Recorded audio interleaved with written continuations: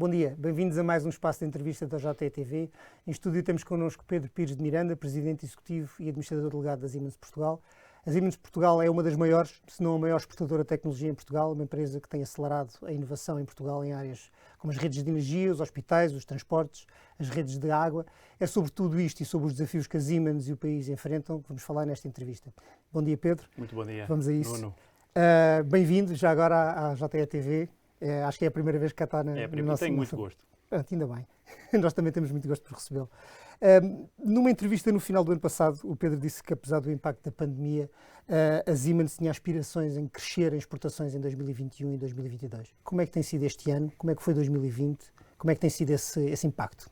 Nós, de 2020 para 2021, crescemos a mais de 10%. Portanto, nós ultrapassámos pela primeira vez 150 milhões de euros em exportações diretas para 4 continentes. É um crescimento muito importante para nós. É um crescimento que nós queremos continuar. Nós queremos crescer anualmente entre 7% a 10% anual até meados da década. Portanto, chegaremos, com certeza, a mais de 200 milhões de euros anuais de exportações e, portanto, o nosso plano aponta claramente num incremento progressivo e sustentável das exportações. E como é que conseguiram isso? Ou seja, em que bases é que se apoiaram para conseguir essa performance num ano, que é um ano de recuperação para a maior parte das empresas ainda, e vocês estão a recuperar aparentemente a um nível um bocadinho superior? Bem, duas áreas de exportação muito importantes. Primeiro são os serviços que nós prestamos para as nossas congêneres de Siemens a nível de engenharia, de tecnologias de informação e também de Global Shared Services. Nós continuamos a consolidar as operações em Portugal relativamente aos centros de competência para o exterior da Siemens. Portanto, aumentámos muito essa capacidade interna, portanto, fora do contexto nacional, mas dentro do contexto de exportação, e, portanto, todos os países da Europa são nossos clientes. E depois também temos a parte da engenharia, portanto, a nível dos serviços de tecnologia que prestamos, por exemplo, na área dos portos, na modernização dos portos, na exportação de equipamentos de carregadores elétricos para veículos utilitários. Portanto, temos uma componente... Já lá vamos aos carregadores elétricos, sim. Produtiva e uma componente de engenharia e uma componente de serviços. Certo. Mas vocês também tiveram o ano passado alterações sérias na vossa estrutura, não é? Sim, portanto, nós éramos um conglomerado e até um conglomerado muito tradicional, com mais de 170 anos a nível mundial. Nós aqui em Portugal temos 115 anos, é uma diferença entre 170 e 115 anos, mas a história de Portugal reflete muito o que se passa nas Siemens em geral. Portanto, nós temos aqui 3 áreas que este conglomerado criou. São 3 áreas distintas. Uma é na área da saúde, os chamados Siemens Healthineers.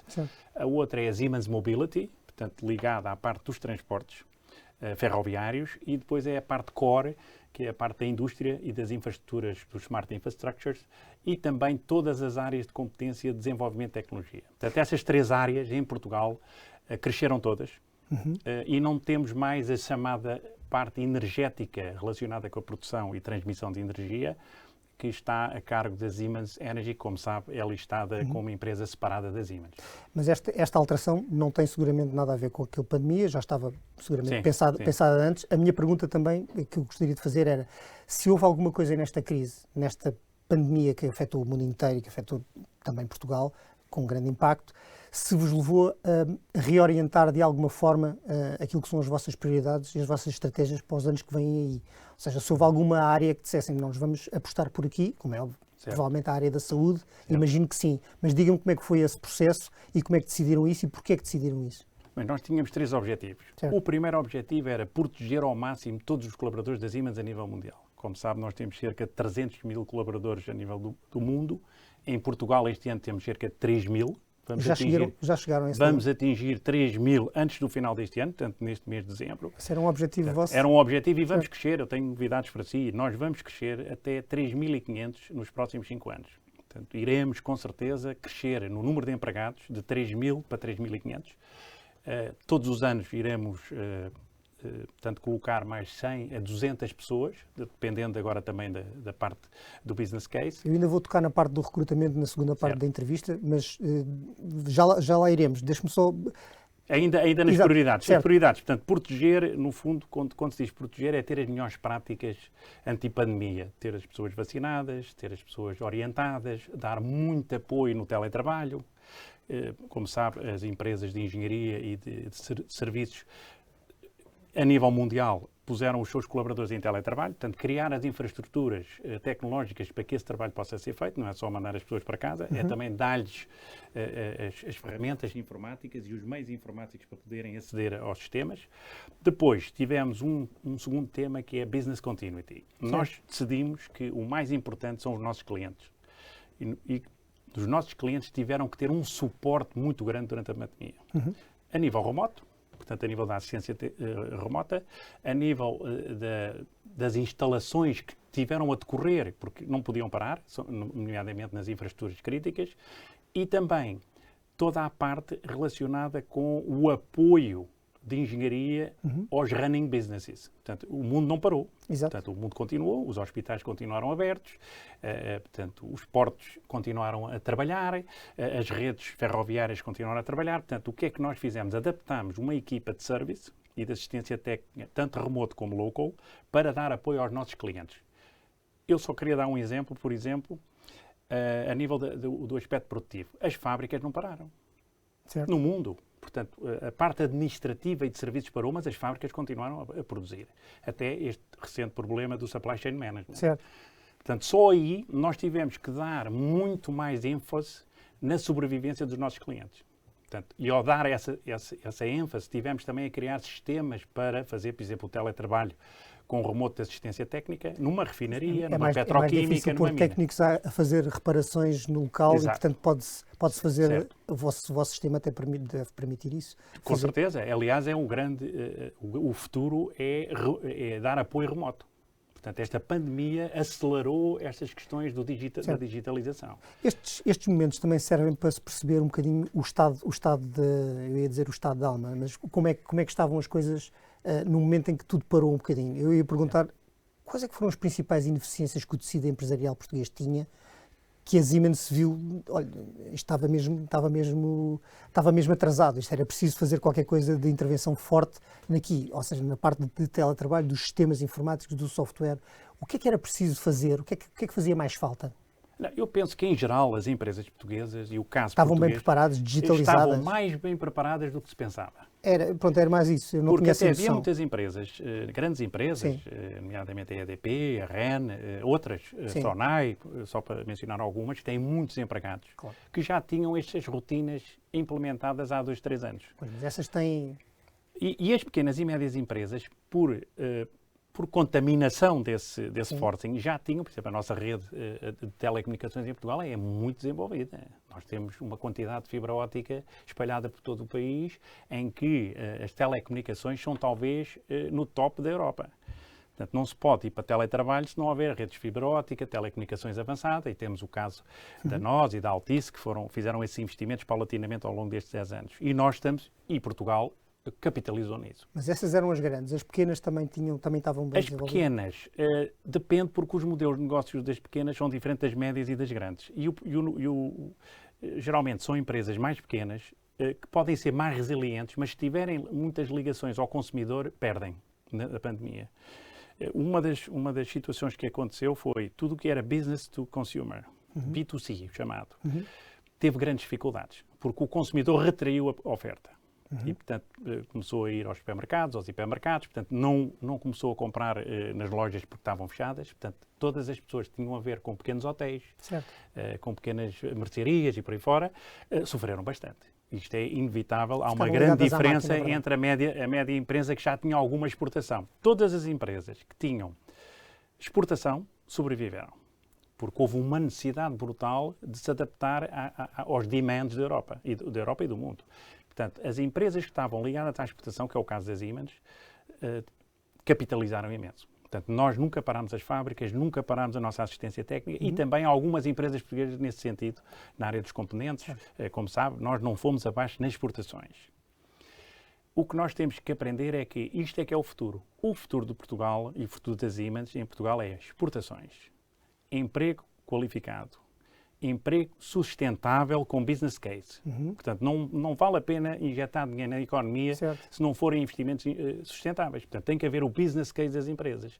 E o business case tem a ver com clientes, o mercado externo e também a resiliência das operações.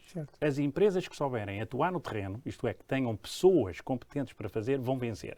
Quem optou por salários baixos, wait and see e no plan B, no plan C, perdeu. Vamos retomar esse tema na segunda parte. Voltamos já de seguida. Tempo para um breve intervalo. Vamos voltar para a segunda parte desta entrevista. Regressamos à emissão com Pedro Pires de Miranda, o Presidente Executivo da Siemens Portugal. Pedro, uma coisa que nós falámos na primeira parte foi recrutamento. Eu achei essa parte particularmente interessante. Eu ia lhe perguntar, enfim, a Siemens já emprega neste momento mais de 3 mil, foi um objetivo cumprido, mais de 3 mil funcionários. O que é que a Academia Portuguesa precisa de fazer para que as fornadas de engenheiros e de outros licenciados e diplomados sejam maiores e sejam mais úteis às empresas? Existe algum déficit no ensino em Portugal, no ensino superior, nesse aspecto ou não? Depende. Olhando para o ensino geral, portanto, o primário, secundário, politécnico, superior e até de alta especialização em doutoramentos, a pirâmide é consistente. Portanto, uma empresa como a Siemens entende que Portugal tem um sistema de ensino bastante sólido. Se nós pensarmos naqueles futuros colaboradores ou colaboradoras que vêm trabalhar para nós, nós olhamos claramente para 3 segmentos. O segmento politécnico e de especialização técnica, e eu vou dar 2 bons exemplos. O caso da ATEC, portanto, que é uma escola de formação profissional subsidiada pela Volkswagen, pela Bosch, pela Siemens e pela Câmara de Comércio Luso-Alemã. É só esse ensino técnico que está abaixo do politécnico, portanto, alunos que vão do 10º ano ao 12º ano e que têm muita importância porque aprendem tudo que tem a ver com eletrónica, mecatrónica, portanto, são os futuros especialistas, não engenheiros, que são importantíssimos para a tal questão da assistência técnica. Para as linhas, exatamente, e também para as linhas de produção. Nós pensamos que tem que haver mais este tipo de ensino em Portugal. Portanto, o ensino tipo ATEC, ou tipo dual, como por exemplo a Câmara do Comércio Luso-Alemã, que tem cerca de 2.000 alunos anuais, é muito importante. Isto tem que ser replicado. Tem que ser replicado não só para as empresas alemãs. Replicado como? Replicado, tem que haver investimento do Instituto de Formação Profissional nesse tipo de consórcios. E não pode ser só consórcios de empresas alemãs, porque nós já fazemos isso há 10 anos.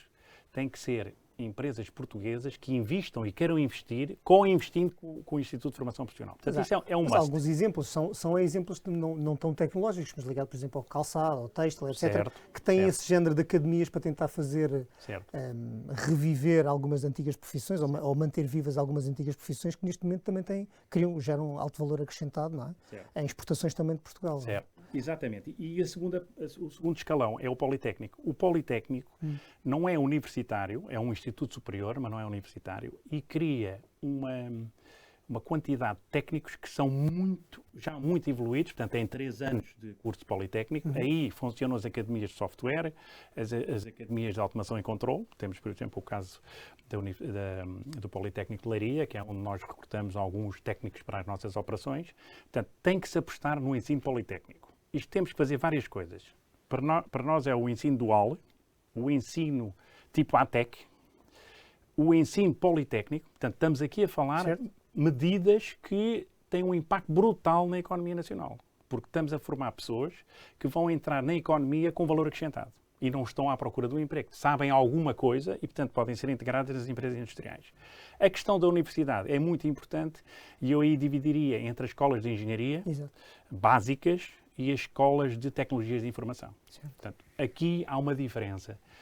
Enquanto que há um déficit de engenheiros informáticos e de softwareistas, não há déficit de engenharia de engenheiros. No fundo, de engenheiros de mecânica, de computadores, de software é que temos algum déficit. E, portanto, quando nós estamos a fazer recrutamento, nós estamos a olhar para essa área das tecnologias de informação. As outras áreas, nós temos conseguido sempre recrutar os melhores na FEUP, no técnico, por aí fora, e, portanto, todas essas universidades têm convénios connosco. A Universidade de Aveiro, todos têm. Portanto, é importante ter convénios de colaboração com o Instituto Superior, que é para nós também darmos uma voz viva o que é preciso. Depois, há aqui uma grande diferença nas tecnologias de informação. Existe agora uma nova tendência no software que é chamado o low-code, no-code, em que não é preciso haver um engenheiro de software ou um técnico de tecnologias de informação para fazer programação. No fundo, o low-code, no-code vai permitir a qualquer um de nós que tenha alguma formação base fazer um software baseado em bibliotecas. Certo. E, portanto, isso vai explodir as aplicações. Exatamente. Os blocos vão começar a ser muito mais importantes. Alguém que saiba utilizar blocos dentro de uma empresa consegue ser o softwareista dessa empresa. Isso vai mudar completamente o landscape industrial, porque nós não necessitamos de ter tantos técnicos de software. E os currículos das universidades estão a pensar nisso? Nós estamos, por exemplo, com os politécnicos, a apostarem muito no no-code, low-code. Porque isso é que vai dar, na realidade, o que as empresas precisam. As empresas não precisam só de softwareistas de alto nível. Nós também precisamos desses. Mas precisamos é uma mistura entre de alto nível e outros que não são tanto alto nível. E acho que aí a Europa vai estar, como os Estados Unidos, vão ir nesse caminho. Por isso é que nós temos a plataforma do Mendix, mas também há outras como a OutSystems, em que estão a apostar, e é o maior crescimento de software, o chamado low-code, que será feito através destas duas plataformas. E, portanto, a Siemens, como dizia na primeira parte, nos próximos 5 anos vai contratar 500... Pelo menos 500 pessoas. Eu sou muito mais ambicioso porque penso que nós estamos numa posição única. Portugal é um país atrativo. É um país em que as pessoas gostam de trabalhar. Eu vou-lhe dar o exemplo da Siemens. Nós temos 3.000 empregados. Certo. 15% têm passaporte não português, com 58 nacionalidades. Eu costumo-lhe chamar que é a Siemens das Nações Unidas da Siemens. É a empresa da Siemens que tem mais estrangeiros a trabalhar no seu local market.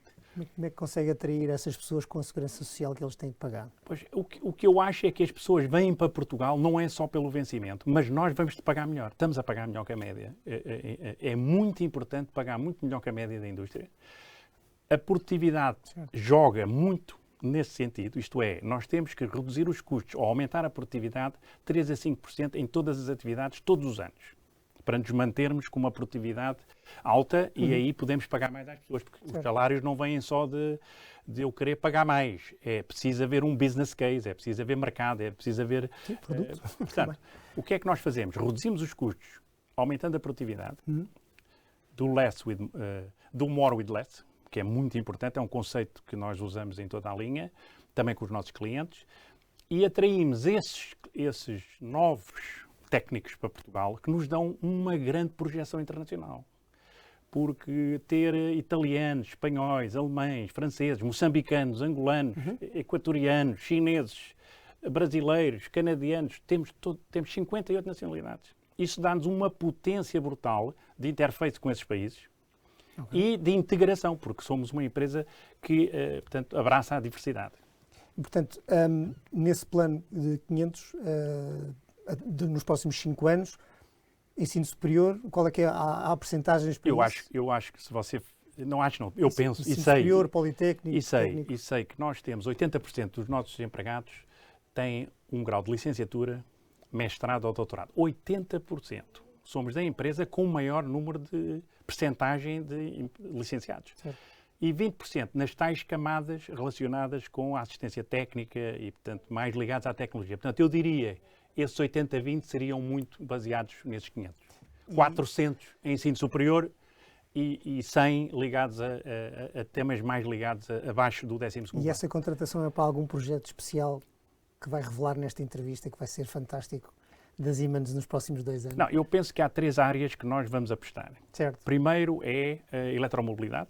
Portanto, nós pensamos que a nossa fábrica de Corroios vai crescer.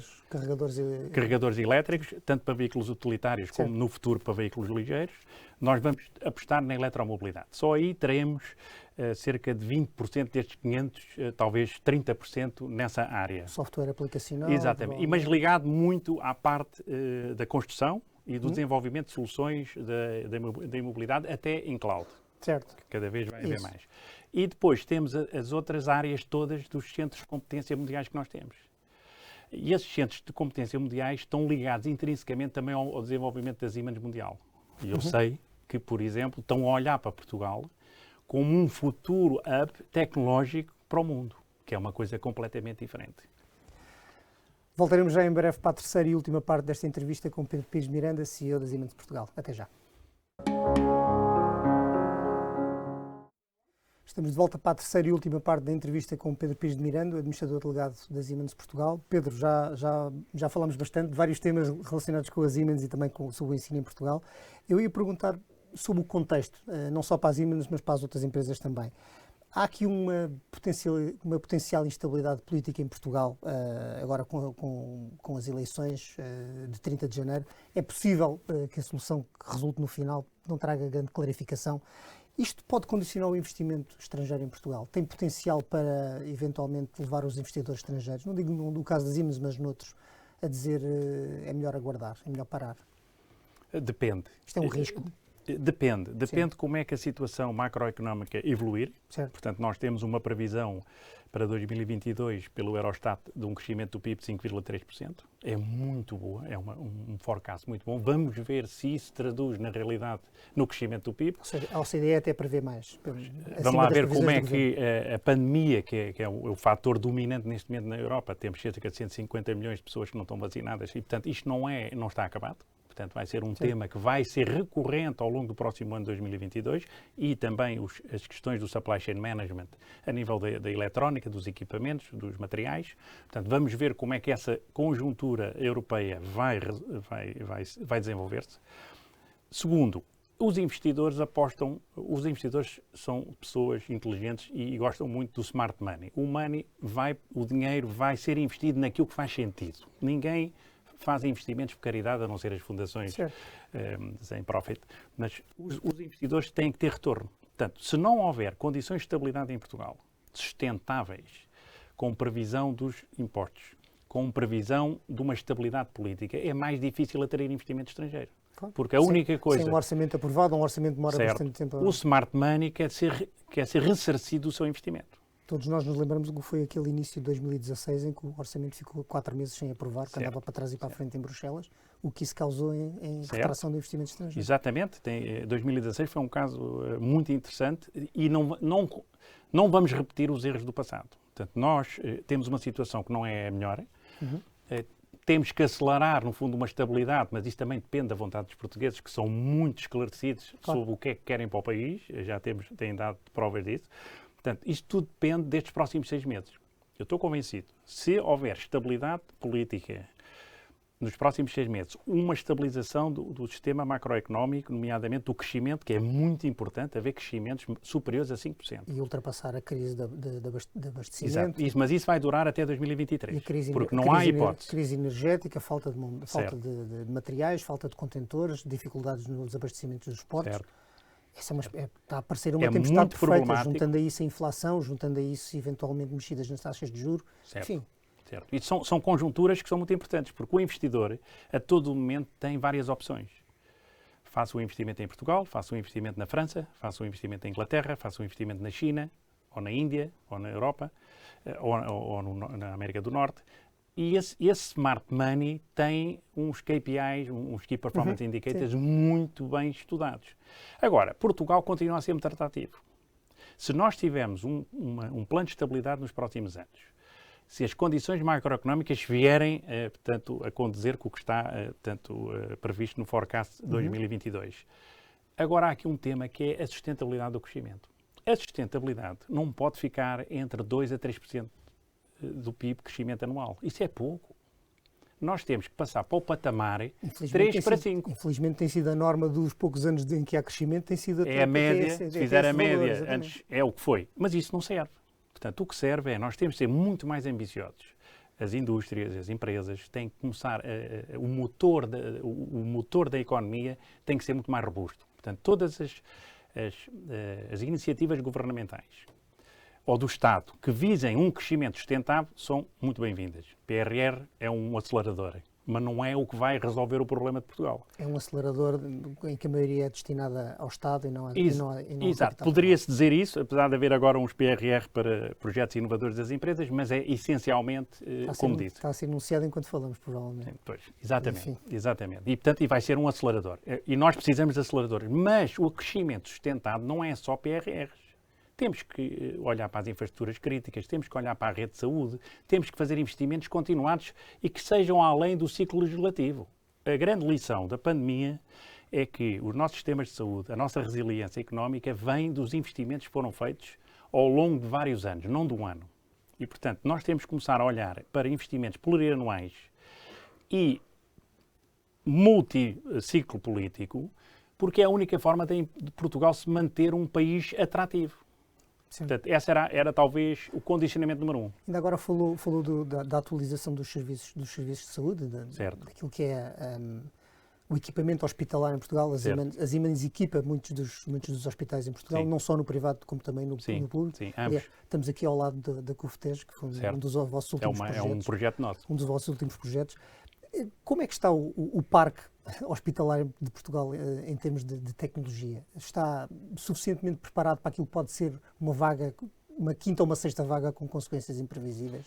Bem, tecnologicamente, eu estou a falar só nessa parte, não estou a falar em termos de material, capital humano, certo, recursos, etc. Vamos lá ver, esta pandemia mostrou que tivemos 5 vagas, estamos na quinta, na segunda e terceira vaga morreram 8 mil pessoas. Portanto, isto é uma situação completamente anormal, haver este número de falecimentos. Portanto, mas tirando esse pico, que pode ter muitas causas, o Sistema Nacional de Saúde mostrou alguma resiliência e o Sistema Privado de Saúde mostrou muita resiliência.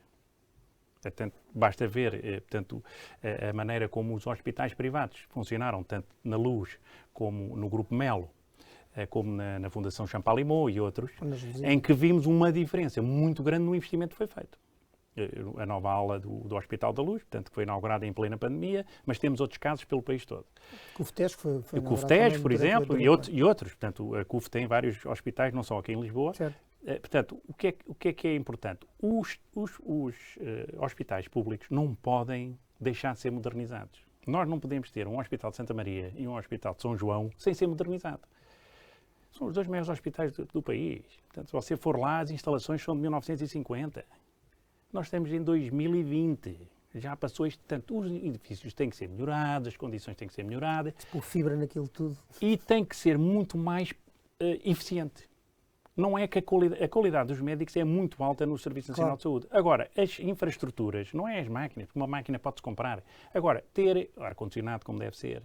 As contaminações, por exemplo, do pós-operatório são muito importantes. Não haver, porque as pessoas vão para os hospitais não é para serem contaminadas, é para ficarem curadas. Claro. Portanto, este tipo de diferença entre alguns hospitais públicos e a média da saúde privada é muito importante. E tem que haver uma convergência. Portanto, o Estado tem que pensar, a saúde funciona com os privados e com os públicos. E todos têm que convergir para um nível de qualidade. Você não pode ir a um público e ter um nível de serviço e a outro ter outro nível. Isto não é certo. É uma conversa para ter com a Marta Temido quando ela estiver aqui nesta mesa. É o que eu penso. E penso que a Siemens fornece os dois, está com os dois.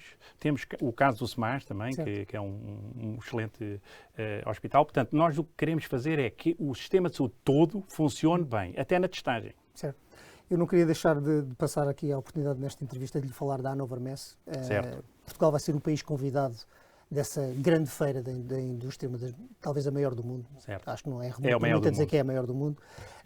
Qual é que é a verdadeira importância dessa presença portuguesa? O que é que Portugal tem de fazer lá para convencer todos aqueles investidores industriais que Portugal é um país capaz de fazer aquilo que eles precisam que faça?